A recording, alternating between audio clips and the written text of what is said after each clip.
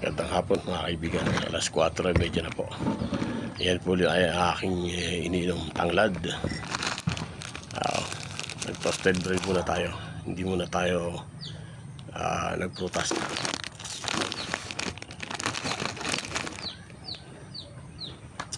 Sabi ng kaibigan ko, bakit hindi daw ako naubusan tanglad? Paano mauubos yan? Yan rato.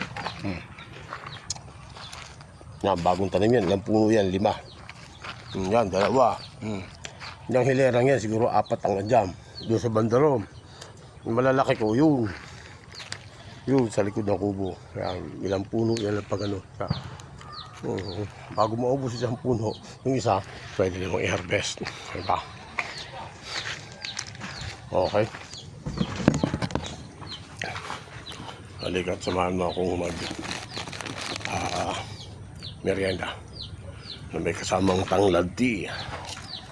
Okay, bye-bye.